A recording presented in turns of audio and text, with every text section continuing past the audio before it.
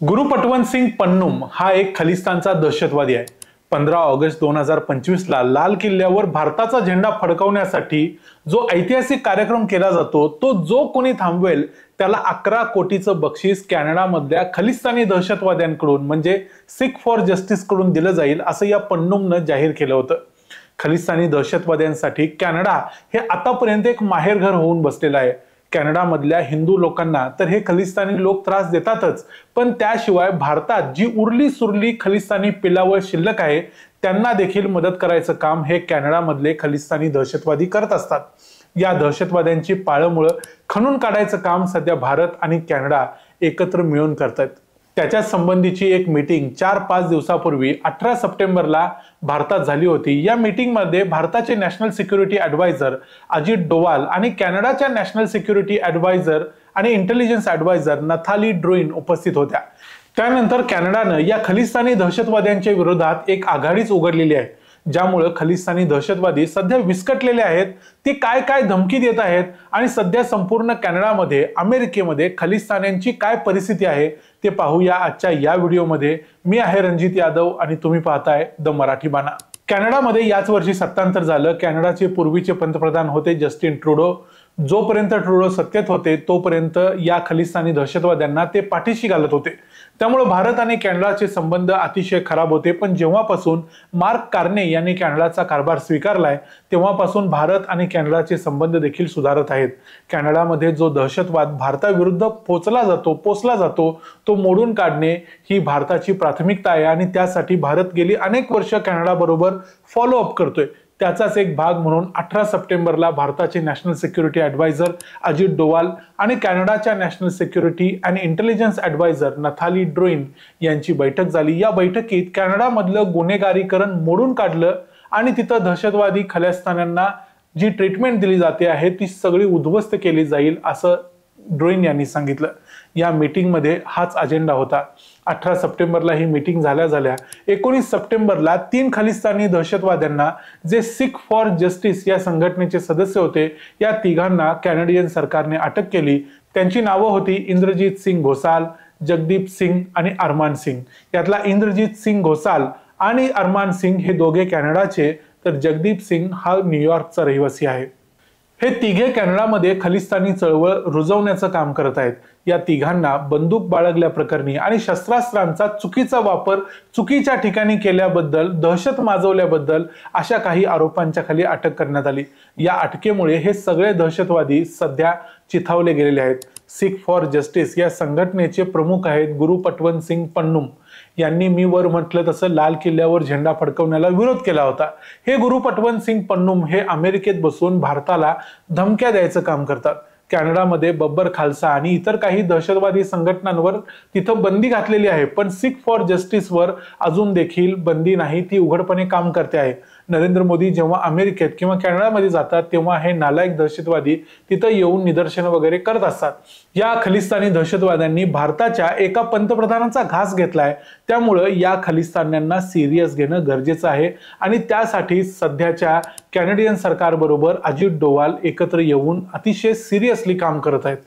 Canadian सरकारने मागच्याच वर्षी हे मान्य केलं होतं की खलिस्तानी दहशतवादी कॅनडियन जमिनीचा वापर भारतात दहशतवाद पसरवण्यासाठी करत आहेत। मागच्या आठवड्यात कॅनडानं नवीन इमिग्रंटना कॅनडामध्ये स्थान देण्यासाठी जो व्हिसा दिला जातो त्याच्यावर देखील काही बंधनं आणलेली आहेत। कारण अशा पद्धतीने अनेक खलिस्तानी मनोवृत्तीचे लोक कॅनडामध्ये जात असतात आणि कॅनडियन भूमीचा वापर भारताविरुद्ध करत असतात। 19 तारखेला इंद्रजीत सिंग घोसाल याला अटक झाल्यानंतर आज त्याला जामीन मिळाला। एक आठवडा तो ओटावा पोलिसांच्या ताब्यात होता। आज जामीन मिळाल्यानंतर या नालायक घोसाळने आणि त्याच्या संघटनेचे प्रमुख असणाऱ्या गुरु पटवंत सिंग पन्नूम यांनी भारताचे NSA अजित डोवाल यांना एक धमकी दिलेली आहे। त्यांनी म्हटलंय की दिल्ली बनेगा खलिस्तान आणि NSA अजित डोवाल यांच्यात जर इतका दम असेल तर त्यांनी अमेरिकेत, कॅनडात किंवा युरोपमध्ये येऊन आम्हाला पकडून दाखवावं किंवा आम्हाला हस्तांतरित करून भारतात घेऊन जाण्याचा प्रयत्न करावा। आम्ही तुम्हाला काय आहोत ते दाखवून देऊ। ते काय म्हणाले ते तुम्ही स्वतःच बघा। खालसा वाहिगुरु जी की Fateh. India, I am out to support Gurpatwant Singh Pannun to organise the Khalistan referendum on November 23, 2025। Delhi बनेगा खालिस्तान। ते स्नेहा मेरा अजीत डोवल नू ते इस ਮੋਦੀ ਸਰਕਾਰ ਨੂੰ, why don't Ajit Doval you come to Canada, America or any European country and try to arrest or do any extradition? Doval, summons are ready for you and I am waiting for you. Indrajit Singh घोसाळ सोडून बाकीचे दोघे मात्र अजून देखील Canada पोलिसांच्या ताब्यात आहेत, कारण प्रत्येकावर वेगवेगळ्या प्रकारचे गुन्हे आहेत आणि ते सगळे शस्त्रास्त्र बाळगल्यासंबंधीचे आहेत. कॅनडामध्ये देखील मोठ्या प्रमाणावर खलिस्तानी मनोवृत्तीचे लोक तिथे गुन्हेगारी माजवत आहेत. 2 वर्षापूर्वी 2023 मध्ये हरदीप सिंग निज्जर नावाच्या एका खलिस्तानी दहशतवाद्याचा कॅनडामध्ये मृत्यू झाला होता. खरे तर त्याची हत्या झाली होती आणि त्याच्या हत्येमध्ये भारताचा सहभाग होता किंवा रॉचा सहभाग होता असं या खलिस्तानी दहशतवाद्यांचं म्हणणं आहे. तसंच कॅनडाचे पूर्वीचे पंतप्रधान जस्टिन ट्रुडो यांना देखील असंच वाटत होतं की या हल्ल्यामध्ये भारताचा सहभाग आहे. भारतानं असा कोणताही सहभाग अजूनपर्यंत मान्य केला नसला तरी खलिस्तानी दहशतवाद्यांचा शेवट करणं गरजेचं आहे आणि भारत त्यासाठी योग्य ती पावलं उचलत आहे. गुरुपटवंत सिंग पन्नूम यांनी आता जाहीर केलंय की ओटावामध्ये 23 नोव्हेंबर 2025 ला रेफरंडम घेतला जाईल. खलिस्तान हा देश बनण्याच्या दृष्टीनं हा महत्त्वाचा असेल. खरं तर ओटावामध्ये अशा प्रकारचा घेतलेला रेफरंडमचा काडीचाही उपयोग नाही, पण तरी देखील हे दहशतवादी कॅनडामधल्या हिंदूंना भीती घालायचं काम करतात. 12 महिने त्यांना त्रास देतात.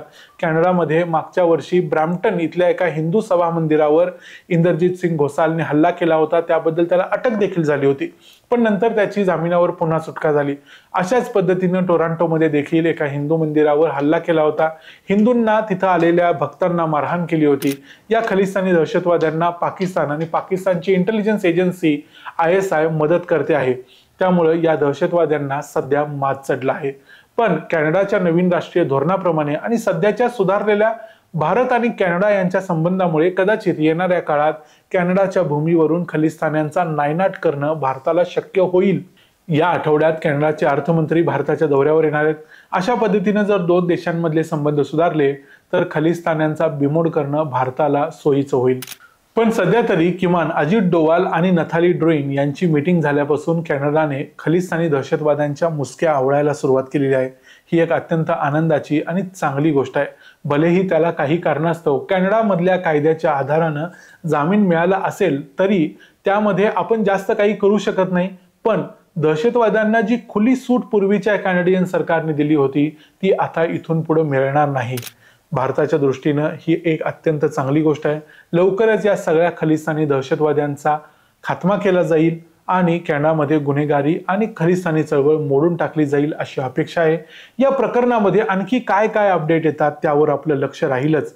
कॅनडामधून चालणाऱ्या या दहशतवादी चळवळीबद्दल, खलिस्तान्यांच्याबद्दल तुमचं काय मत आहे ते आम्हाला कमेंट्समध्ये जरूर सांगा. व्हिडिओ आवडला असेल तर व्हिडिओला लाईक करा, चॅनलला सबस्क्राईब करा. पुन्हा भेटू पुढच्या व्हिडिओमध्ये. तोपर्यंत पाहत राहा द मराठी बाणा. जय हिंद, जय महाराष्ट्र.